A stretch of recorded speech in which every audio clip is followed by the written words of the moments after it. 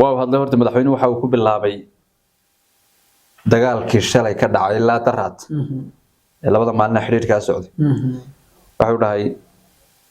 duqaymaha iyo madaafiicda ciidamadana waa lagu bilaabay laba askari markii duqayntii lagu dilay ba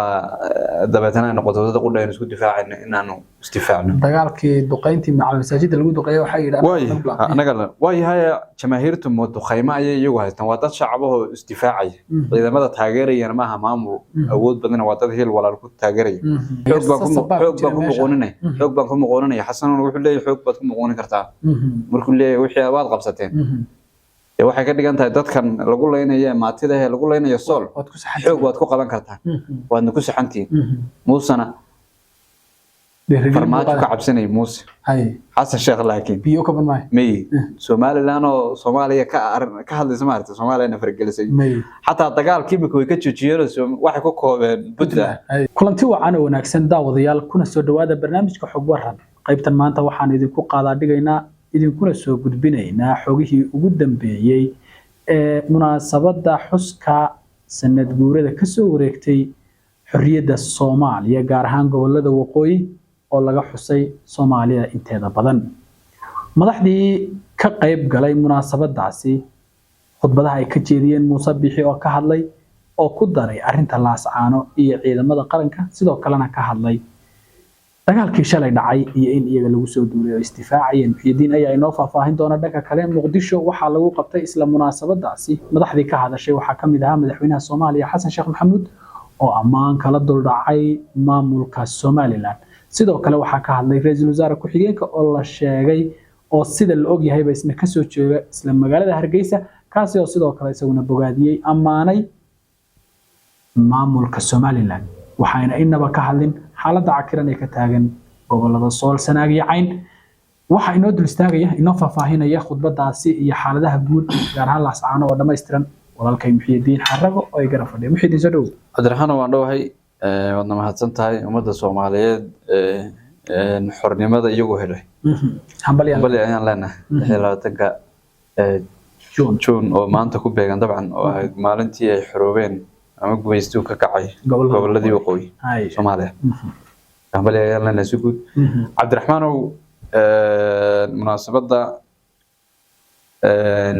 63 guuradii ka soo wareegtay waqtigii ay Soomaaliya gobolada waqooyi siiba ay xornimada heleen aan filayaa kooda luuliya ayaa ahayd oo 4 cisho ay ka dhiman yihiin waqtigii ay midoobeen koonfur iyo waqooyi laakiin halkii ugu horreysay calanka buluugga laga istaajiyay oo ahayd gobolada waqooyi 60kii 1960kii oo 63 sano ay ka soo wareegeen baa maanta la xusaya munaasabada xuska mas'uuliin kala duwan ayaa ka hadlay oo ay ka mid yihiin marka aynu kala qaadno maadaama aynu dhihi karno waqooyi iyo koonfur ay Soomaaliya labadii madaxweyne waqooyi iyo koonfur way ka hadleen Soomaaliland hadda way jeceshahay Cabdiraxmaan oo ila waqooyi waxa kale la isku diidan yahay waa laba dalbayno hayno waqooyi iyo koonfur aynu si laba dal wax u qaybsano laakiin waxa la isku diidan yahay ma aha nacayb kale ilaa nimanka dad madaxweynaha yeelataan ra'iisul wasaaraha qaadana hadii madaxweynaha teerama waqti yeelataan annaguna aanu yeelano macnaha sidii laba dal aynu macaamilno hadii intaas la garan weynina aynu kala madax banaanaano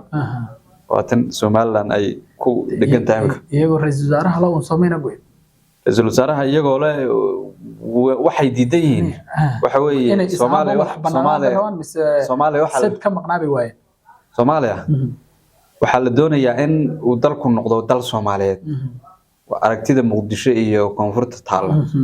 Somaliland aragtidaasi way diidan yihiin waxa laba dal baa loo qaybsado oo si laba dal ay mar walba si laba dal loo qaybsado marka nimankani waxay leeyihiin ama dastuurkan imika wuxuu ku saleysan yahay 4.5 ka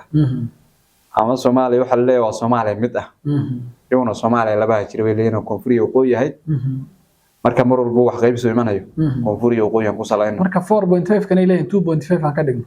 oo laba ayaan ku qaybsan iska qabiye laakiin asalkeeda barnaamijka dawladii hore waxa la isku diidanaa waxa weeye laba dal oo midoobay ahayna si laba dal oo midoobay inuu qaybsano waan ka ahayn kala tag gacanta noo sii daayay sax marka labadii madaxweyne koonfur iyo waqooyi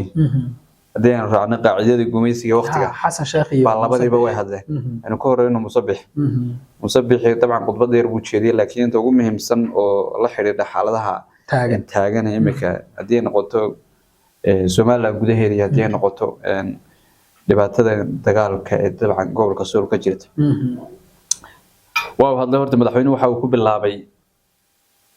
dagaalkii shalay ka dhacay ilaa daraad labada maalin xiriirka socday wuxuu dhahay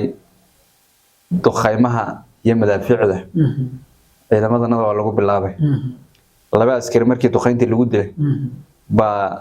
dabeetana noqoto dad qudhayn isku difaacayna inaanu istifaacno dagaalkii duqayntii macal masaajidda lagu duqeeyay waxa yidhaahdaa anaga way haya jamaahiirtu duqayma ay iyagu haystaan waa dad shacabahoo isdifaacay ciidamada taageerayana maaha maamul awood badan waa dad hil walaal ku taageeray saanad iyo duqaymo waaweyn ma haystaan way isdifaacayaan Soomaaliland hubka meesha geesay waa lala socdaa meesha gooja cadii iyo meesha kale buurta lafteeda marka waa hasha geela lana duqeeyay baa laba askari lanaga dilay kadib istifaacnay ka wada wadada Muuse dabcan waxay u dhigan tahay hasha geela cunaysa cabaadays waxaan la soconaa mas'uuliyadeeda oo duniduna maqraati ka tahay inuu Muuse uu mas'uul ka yahay waxa ka dhacay Laascaanood walina uu ku sii dhiiran yahay maanta cidima garaysanayso dadka reer Sool ee maatida ee istifaacaya ee ku jira jihaadka xaq ah madaafiic bay askartii Soomaaliland ku garaacay kadibna anaguna waa istifaacno magaaladiiba difaacna wuxuu noqday in magaaladii duqeynaya dadka maatida wax macquul ah aqliga saliimka ah galaya okay maxay iska difaacayaan marka dadka masaajidda ku jira iyo magaalada iska difaacayaan ay duqeynayaan mise kuwan difaaca kula jira hor jooga iska Soomaaliya in askar haday duqeyso oo askar kale ka lahaysay in askartii duqeeyaan askar kale dhimato ma masaajid baa laga soo riday madaafiicda oo laga duqeynaya macnaha waa dood isdiidan waxa la duqeeyay waa xarumo dadweyne iyo masaajidda iyo goobo dad shacab ay joogaan iyo magaalo ma magaalada ayaa laga soo riday askartu hadii ay saldhig duqeeyeen oo ay leeyihiin ciidamadana la soo duqeeyay miyaysan ahayn saldhigga laga soo duqeeyeen iyaguna duqeeyaan waa askari dhimato dad shacab ay la laayahay marna waa in dad shacab la laayahay waxaan ku socono hadalkiisa dabcan saas duqeynta waa lagu bilaabay ciidamadana oo istifaacay wuxuu yiri ciidamada awaamirta faran in anaguna faray heer Soomaaliland guurti iyo muxaafid iyo mucaarad baan isla qaadanay waxa weeye inaan weerar tagin iyagu istifaacaan laakiin dul Soomaaliland marna kama baxayno hadii Soomaaliland qabiil lagu kala goyna Afrika oo dhan baa qabiil lagu kala goyn ilaha isku qabiilka Afrika kala gogan isaga inuu sheeg Muuse okay marka ma qodar hadii xoog laga bixiyana xoog iyada ma baqiranayo horta siyaasaddu mid baa jirto isdhiibitaanku waa kama nooc moogta baa siyaasadda been bay ku saleysantaa siyaasadda sideeda ban madaxweynuhu haduu dhaw xoog diin laga saaro aan arkayna dadku waxay dhayn xoog wala naga saari kara aragtida qaadan mustaqbalka inuu yiraahdo xoog la naga saari kara aragtida mustaqbalka ku saleysan haduu qofka mas'uulkii uu dhaho way guul dareysanana macnaha waa la iska keen celinaya waxa laga yaabaa in dadku dhaha waa la iska keen celinay maxaynu isla daalinayna wayna garanayaan dagaalkan inuu xaq ahayn oo mar walba hadii ay baayadii dadka shacabka kula dagaalamayaan waa laga guuleysan hadii eegna dagaalkii xaq ahaa uu hogaaminayay Allah uu naxariistay محمد سيد محمد عبد الله حسن يدراوشتي يددكي استعمارك لا دغالمay waxa weeye koofi iyo nimankii koofi wada jiitay gobayga lagu lahaa hadii aan fiirno dabcan waxay u eg tahay dadka iyo taageero laga haystay isticmaalka la diidanaaba iyagoo taageer oo hubna haysan bay ula dagaalamayaan marka hadii baayada kula dagaalamayso saanad kasto haysato waa laga guuleysay dadka shacabka marka reer Sool waa kacdoon ay ku diidayeen rabitaanka ku saleysan caburinta Soomaaliland inta markan Muuse kaga soo laabano Muqdisho way ka dhacday madax ra'iisul wasaare oo xukuumad oo ra'iisul wasaare ku-xigeenkii ah iyo madaxweynihii way hadleen maxaa kamid ah hadalladooda حسن ده كل حسن واحد ونكسر نقول هذا ولا قبل فلين نكاس واحد ونكسر لقى فلين ملا ولا شيء صدقني حسن أدنى وحاول ده الصومالي شيء سدني ده نشيء سلاح مال أين الصومالي ما أنت حبل كده عيني مشرت مقدرش مناسبات دي وصعد حبتها دعيس مقالة مقدرش مناسبات دو كقط بديني مقالة يقبل كبنات الحبد ويدعيسي قرانك الدقيمة كسعودي قرانك الدقيمة كسعودي meel ayna Soomaaliya xabadi ka taagnayn ma jirto garabay wala socona sool horta xasan sheekh أنا waxaan ku tilmaamo ma garanayo munaasabada hadayna aadneemka 63 sano ay ka soo wareegtay Cabdiraxmaan dad Soomaaliyeed oo dhalinyaro oo gumaysidiida ba calanka buluuga keenay SYL hadayna ku bilowna ilaa iyo Axmed Guray sayidkii SYL ka soo bilow macnaha dagaalkii taxanaha isticmaalka lagu diidanaayo gobonnimadana lagu dhaliyo waxa uu calanka buluuga maanta 2023 inagoo marayna oo muddo qarni ku dhow ku socdo xornimada Soomaaliya sool waxa lagu leenayaa dad uu madaxweyne ku yahay calankii buluugaana difaacaya waxa uu hambalyeynaya oo leeyahay waajibaadkiini waad gudateen kuwa Soomaaliya kala goynaya ee calanka buluugaana dambi criminal u yaqaan buu hambalyeynaya halka maatida la duqeynaya calankii buluuga lagu hoos duqeynayana uu saxaaladooda ka hadal taa bedelkeeda muxuu hambalyeeyo muxuu yiri taa bedelkeeda waa uu hambalyeeyo Soomaaliland waxay gaadhay buu yiri baraariyo isku filaansho barwaaqo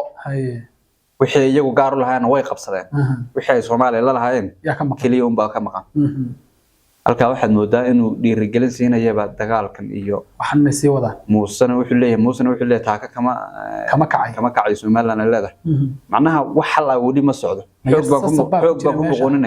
baan ku muqoonanay xasan wuxuu leeyahay xoog baad ku muqoonin kartaa markuu leeyahay wixii aad qabsateen waxay ka dhigan tahay dadkan lagu leenayo maatida ee lagu leenayo sool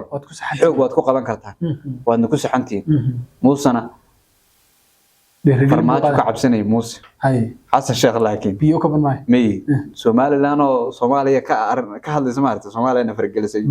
hatta dagaalkii imika way ka joojiyeen waxay ku koobeen Puntland kaliya ay ku koobeen yargixis Soomaaliya dagaalka imika waxa weey Soomaaliland bay la safantaa Soomaaliland bay la safantaa waxa la qaraatiga wax Soomaaliland oo siyaasiya ama mucaarada koonfurta kale ka hadlay ama madaxa oo imika ka hadlaya xamar iyo siyaasadda Soomaaliya ma jirto oo Soomaaliland dib ay nagu hayaan Suldaan Hooleyn xalay shahaada lagu guddoonsiiyay Muqdisho lagu guddoonsiiyay Soomaaliya wuxuu ku mutaystay Hargeysa tagay ka wada Hargeysa lagu guddoonsiiyay waa irin Soomaaliya wixii waxaad moodaa Soomaaliya inay group gacanta u gashay laakiin lama mahadin doono وما صعدوا وده صح وما صعدوا رسول ساري هرتا أنا كوب اللونه رسول ساري كوب اللونه هرتا عمرو كوب مقنع مركب ورا الشيخ أبوها عمرو هذا دي واحد وحكى بالله يا صدق أنا كنت نتكلم يا صدق سوالة بان يدل أسكرو استاجد دوكنا استاجد عبد كنا كوك مركب ميل دين تبغى كذا شيء اسمها دين كذا غير سمعته حتى شيخ waxa ku hadlay ladaydiin ka shaqeynayso حتى شيخ waxa ku maatida muna dhahan xasuuqa musa dhahan xasuuqa rasuul saari waa hadlay isagoo hadalkiisu ma siyaasadeysnayn laakiin maalmaha xorriyadda uu dabcan dadku u hambaliyay wuxuuna sheegay in calankan iyo maalmahan ay keeneen dad dhalinyaro ah oo dhigooda horeeyay markiina diiday hadaba ku xigeenkiisa hadlay mar kale hadlo waxa lagu mahadinin baa hadlay mar hore hadlay oo wuxuu yiri waa mid cunsuriyada ku dheertahay baan u malay mar hore hadlo garaadada ayuu wagaana ku tilmaamay niman qaska wada Soomaaliland iyo muusana uu la safto xagana uu ka soo jeeday in kastoo dhul baahanta raabtiye ornin reer Soolana laakiin burciyo halkan ka soo jeedaa baan u malaynay marka maanta ka yiri waxa uu dhahay reer Soomaaliland طبعا iyagu de hawlahooda iyo shaqadooda way haystaan arinta dagaalka soolna طبعا kamuusan hadalo de laakiin waxa uu sheegay in ay Soomaaliland tahay meeshii ilbaxnimada iyo abwaanimada ay ka soo waxaynayeen waa taawaan qarsanahay Soomaaliland markaynu fiirino siiba burco Soomaalida taariikh way ku leedahay hadii ay fanka noqoto علماء بدنا وين هدي نقطة هدي أقويها نقطة به وهذا الصومالي وهذا ده أدو في عمي كسب بحام لكن معمول لأن سياسة دينو كهذا عبد الرحمن والصومالي وهذا ولا لا سداره سياسة دون بلوك لو حين يا وهذا ولا لا سداره مركا صومالي أنت كوجود تاريخ في عمي إحنا مثلا أنت كرير هنا يهين كرير برعة كسوتشي ده وانا لو yahay buwaani iyo dad aad maartay qaalo inay ka dhasheen marka taa uu ku saxaya laakiin waxa nasiib darro ah siyaasadda xamar taala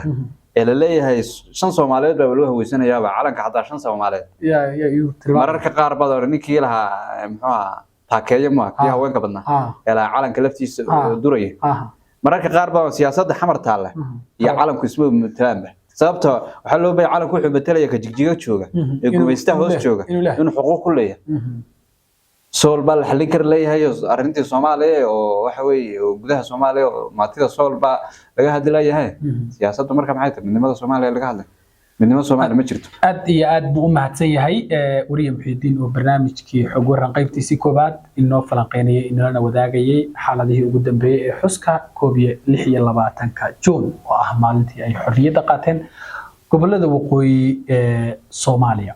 taniyadin barnaamijka kan xiga isugu soo noqon doonana waxaanu si wada jira idin leenahay isma dhaafno amaana Allah wa salaamu calaykum wa rahmatullahi ta'ala wa barakaatuh